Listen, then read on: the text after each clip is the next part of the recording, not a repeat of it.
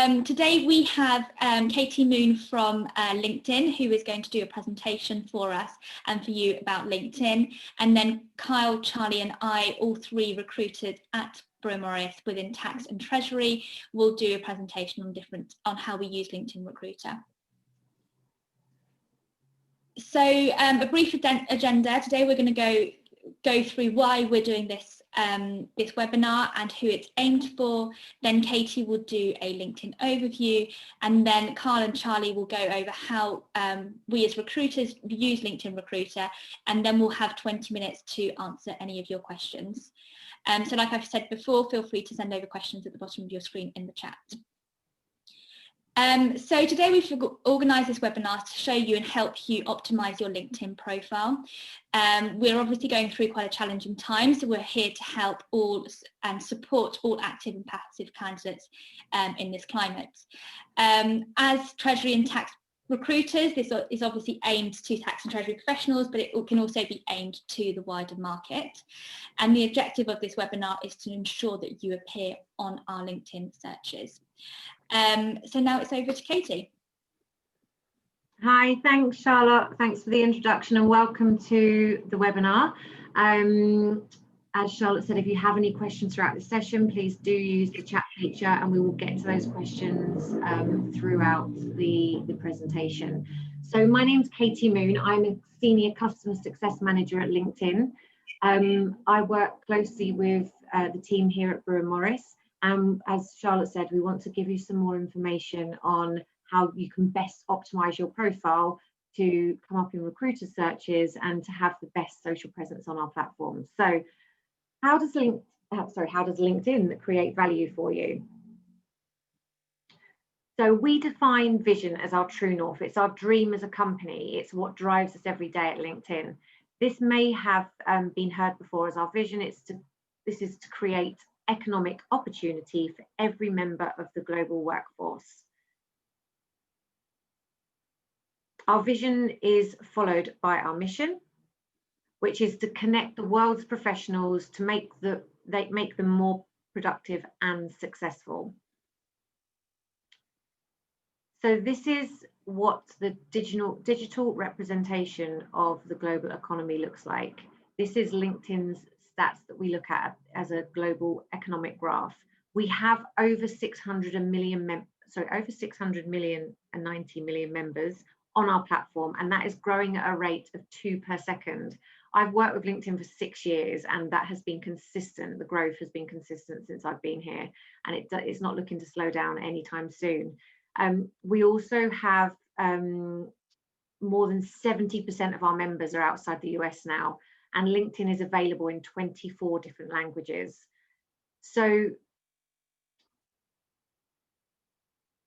we also have a representation of all of over 50 million companies on the platform, approximately 11 million jobs, over 36,000 skills are represented on our platform, and over 90,000 schools and colleges. In the last 5 years, messaging has sent more than messages sent have more than quadrupled, and the rate has gone from 30% over the last 3 years.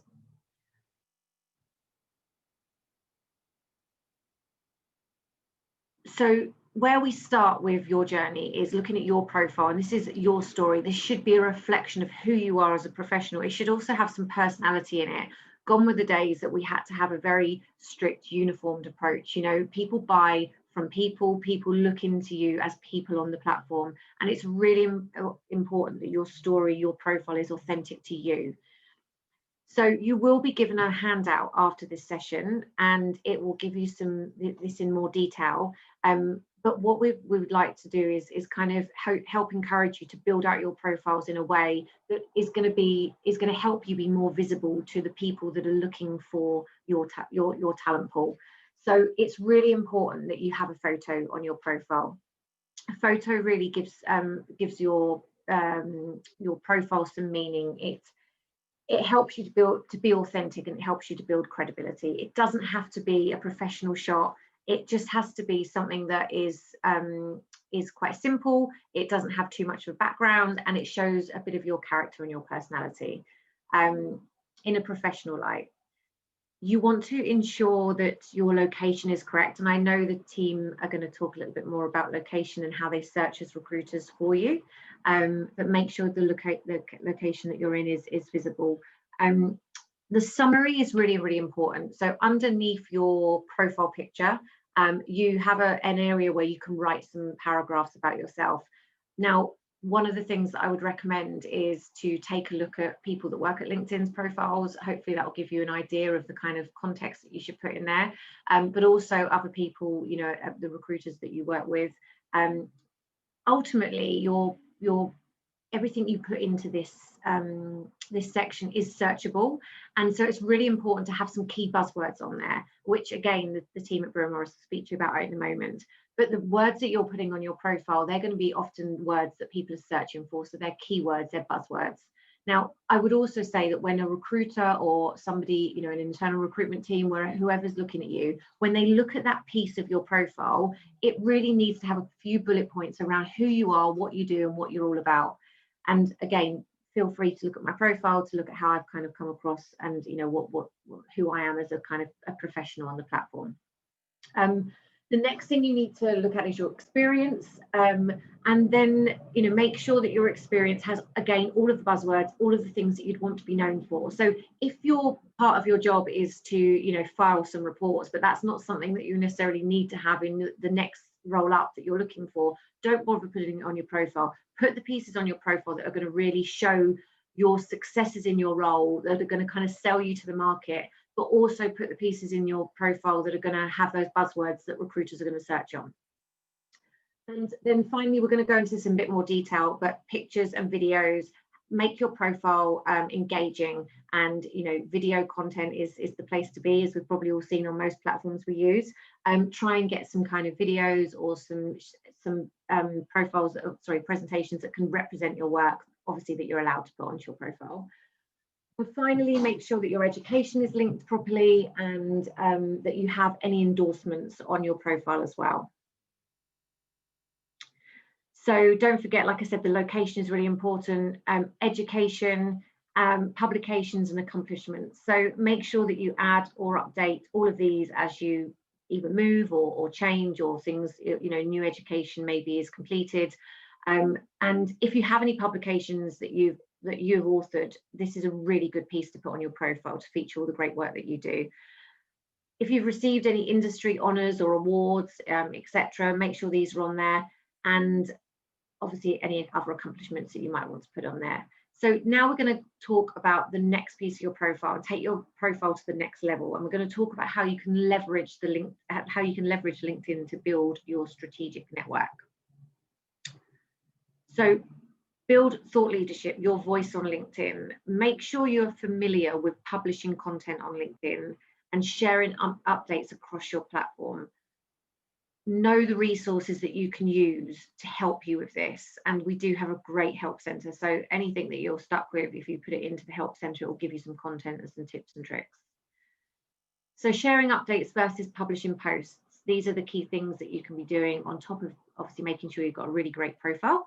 So the first way to share your perspective is quick and high touch, and you can do this through your status updates.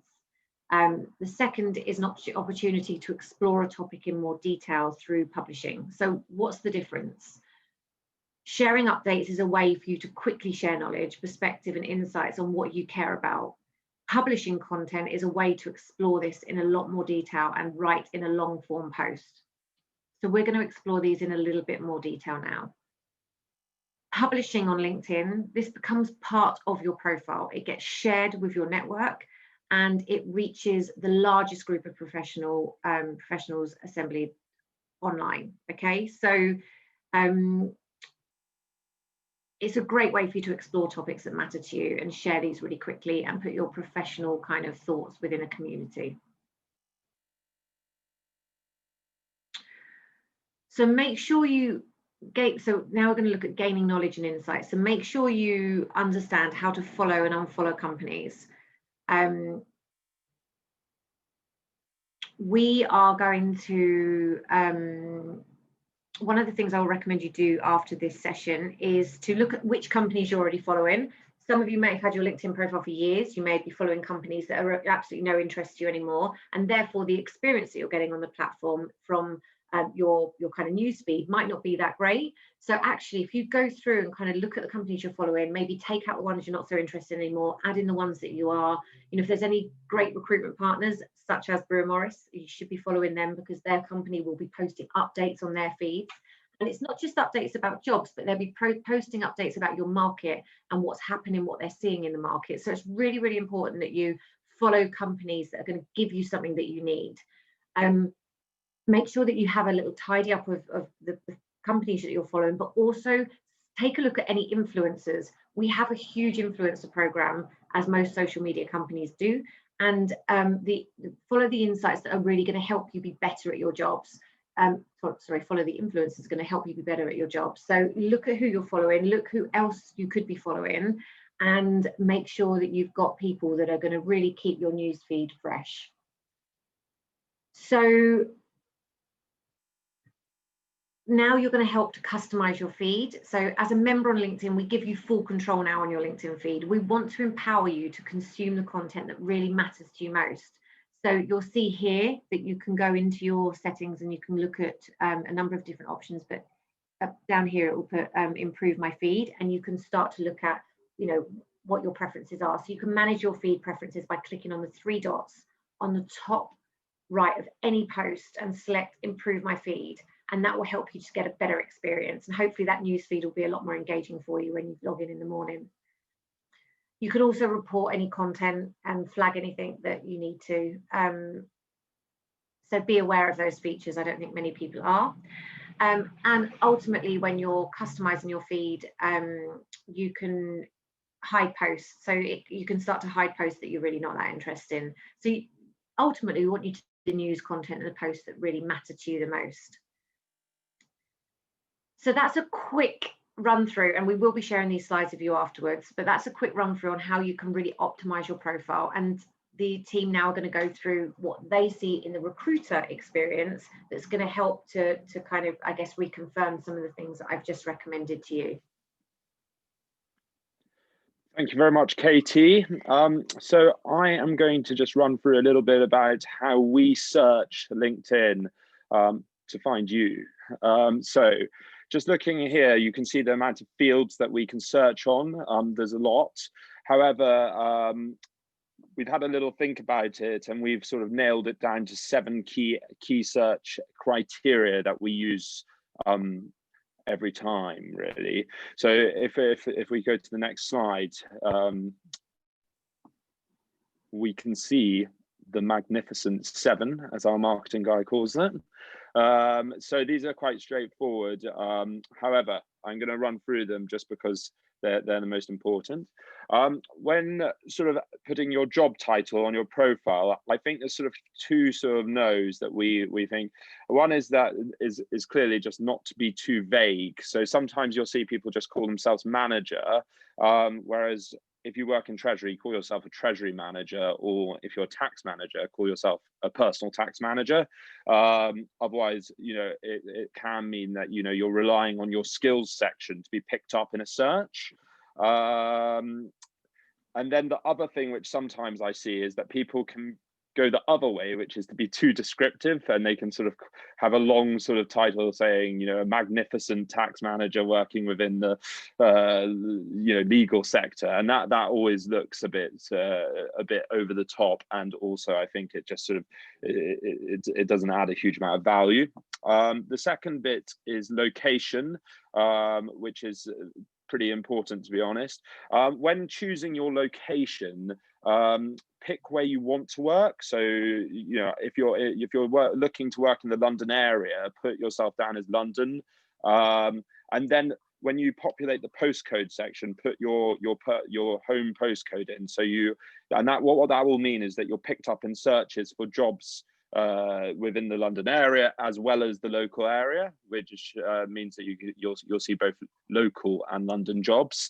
The skills section is pretty straightforward. But make sure you put your technical skills in. So for instance, if you're a treasury person, I'd make sure that you put things like cash management in there. And then obviously for personal and corporate tax, put down that you do personal and corporate tax. If you do inheritance tax, make sure you add that as well, etc. So it sort of helps, you can put your specific technical skills in, and that helps pull you up for when you're being searched for. When it comes down to companies and industries, I think that's fairly straightforward. I did give this some thought though. The companies one, I don't think I need to explain, but industries, sometimes people who work in the accountancy firms or legal firms might be specialized in a specific industry, like the property sector. Sometimes it is good to put that in from that perspective, even though you're not in the property sector, you're working for a professional services firm. So that would help you be pulled up in that search if you wanted to continue that career in that specific field.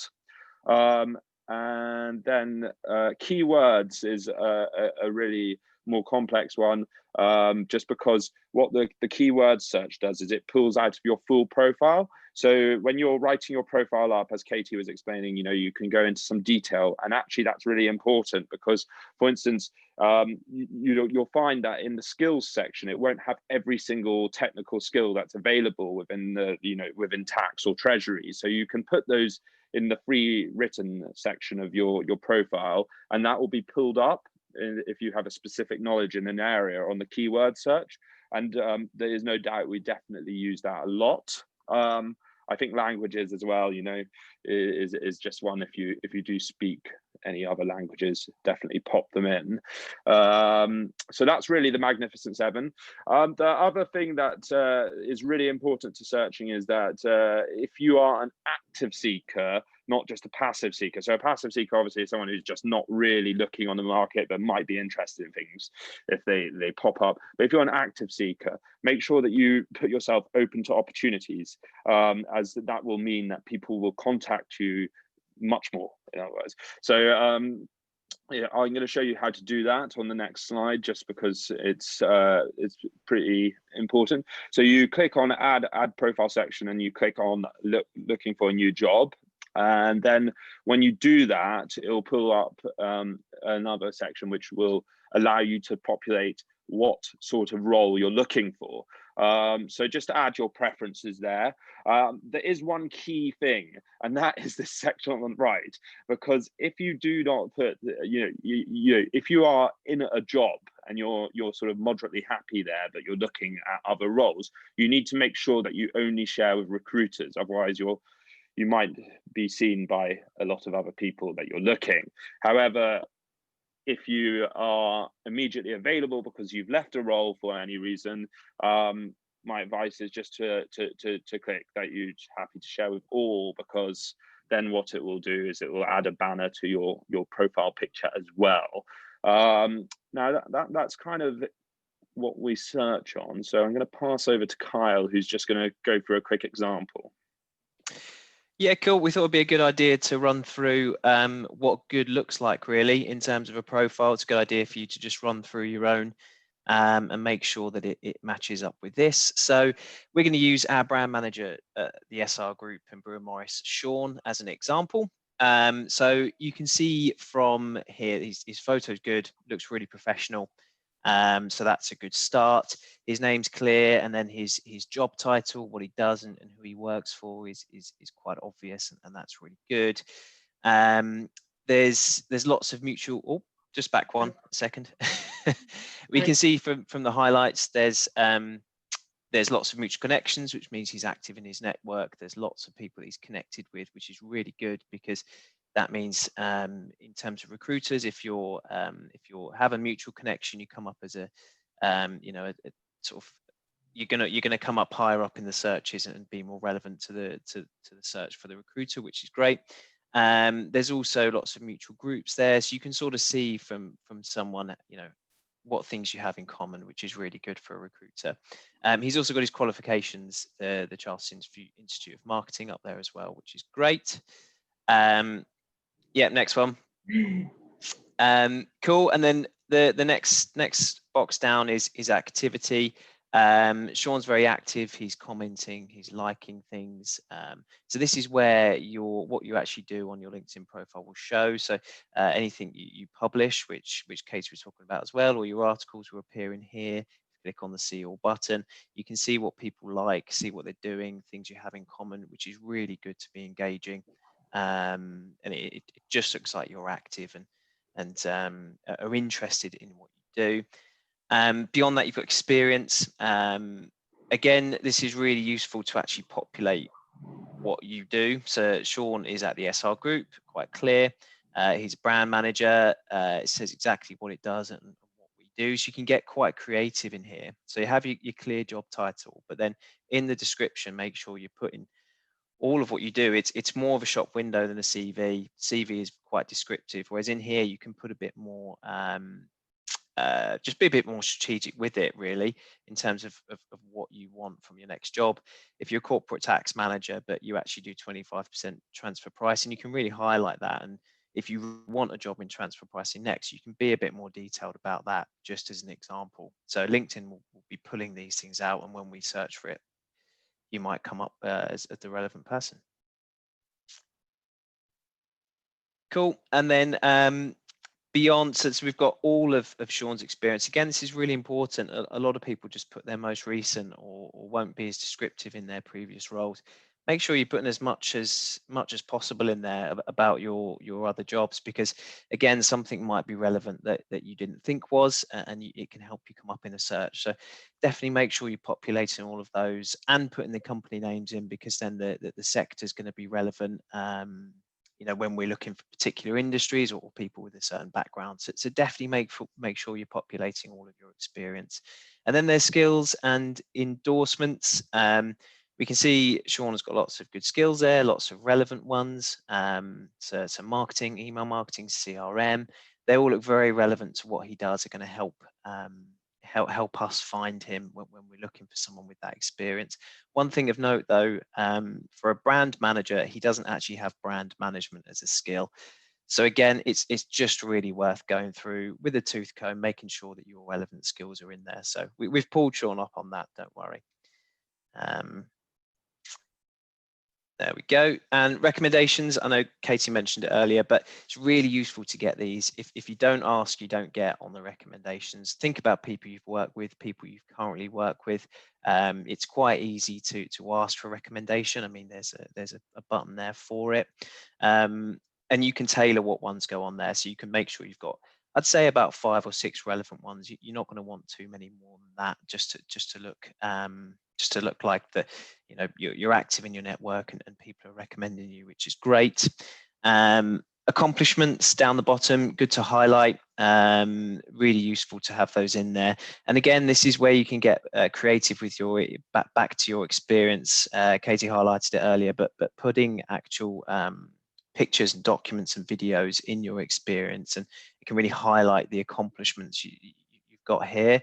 So make sure you just review what you've done. If there's any articles you've been involved with, or webinars, or things that you think that you can share, then do make sure you get them on there, because it just looks really good. And then interests at the bottom, make sure you're going through them again and making sure they're completely relevant.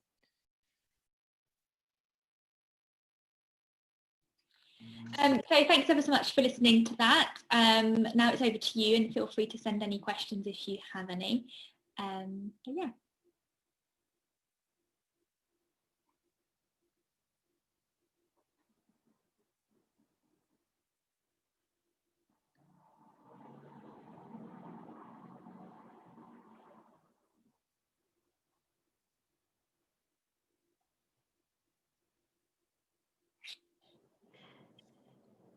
So it's Katie again here, and obviously we don't have any questions yet. So I just wanted to add, while we've got a little bit of time, a couple of the updates that you're going to start to see as members that will help the team at Brewer Morris. And one of them is around skills, which we've all mentioned to you.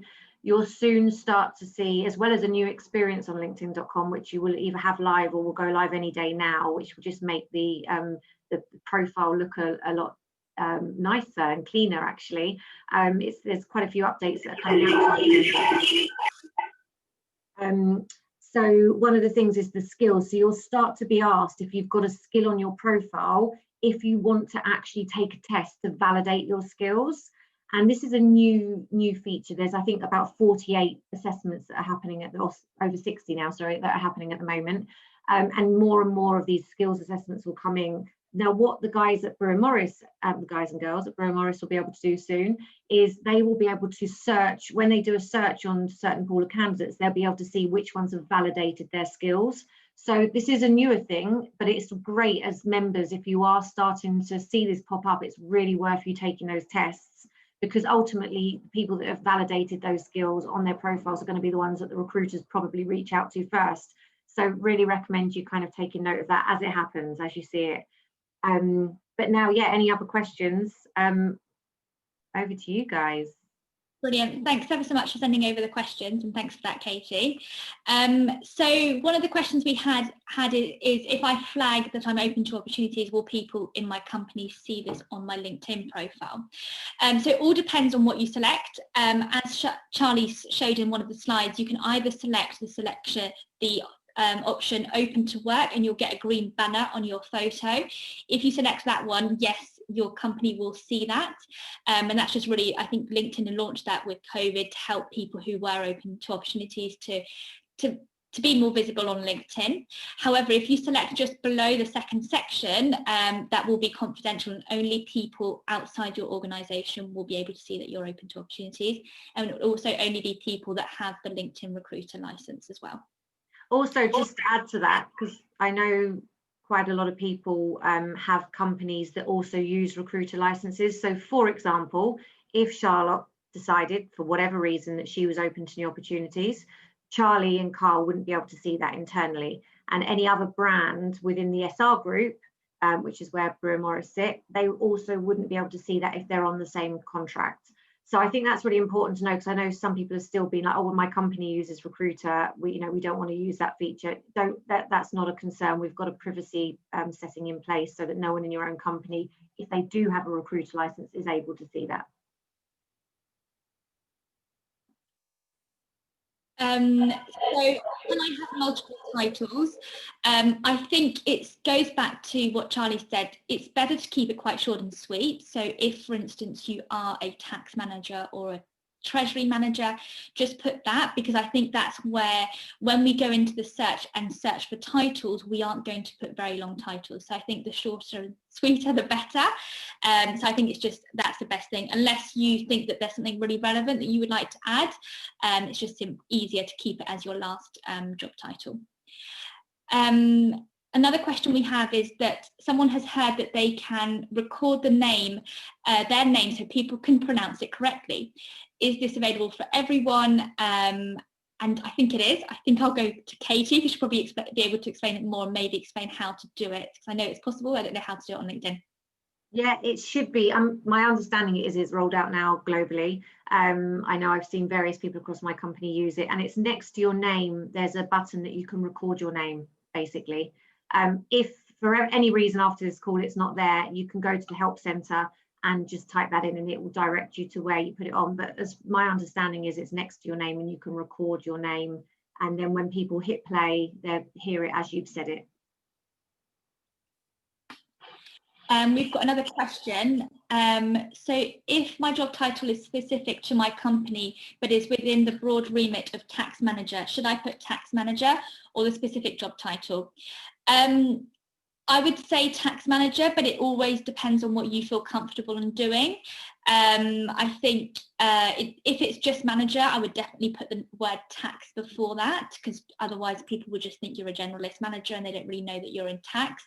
But I think just keep it simple and quite straightforward, but it really depends on what you're most comfortable doing. I think sometimes if you change your title a bit too much, it can also flag maybe to managers that you are openly looking. So it's just making sure that you put something that's really in line with your actual role. Absolutely. I think I would add to that if, for instance, you specialize in expatriate tax or personal tax or corporate tax, and it's as broad as that, that is a broad title, obviously, corporate tax manager. So you could write that. But as Charlotte says, if it's specific to your company, then don't go into a specific title. and just put it down as tax manager, and use your free the free written section of your LinkedIn profile to add in your specialist skills. Thank you, Charlie. Then we've got a final question. So how does LinkedIn prioritize search results? Which fields, activities, connections give higher search rankings? So as you saw, firstly, the searches are that once we do a search, it's divided into 3 sections. So you firstly got all the candidates that tick all the criteria that we have selected. You've then got a section where it's the most active people. So it's probably the ones that are most on LinkedIn, respond to messages the most, or actually have a bit of activity. And then there's the final section with the people that have actually put that they're open to opportunities. In terms of how LinkedIn prioritize, I think it's more down to which ones fit the best criteria, maybe the ones that we've spoken to before. And I think Katie may want to add something else, because I don't know otherwise. That is actually spot on, well done. I would say that feedback. I would say that, yeah, that's spot on. The only thing to add to that yet, so from a recruiter's experience, the recruiters that you're seeing here that use our recruiter licenses, which is the tool that their company have purchased, they've invested in it so that they can use the best tool in the industry to be able to find the right people at the right time for the jobs that they're looking for. And as you saw, that one of the screens that had the Open to New Opportunities tab, where I think Charlie was demonstrating, you know, the fact that if you've got the Open to New Opportunities, the recruiters can click on that to see that you fall into that box. Now, what happens as a recruiter, obviously all our products are powered by AI. So our products get to know those recruiters and what they like, what they're looking for. So we serve them the best content based on them as a recruiter and what they're looking for on an ongoing basis. So the more they use our products, the more the system gets to know what they like.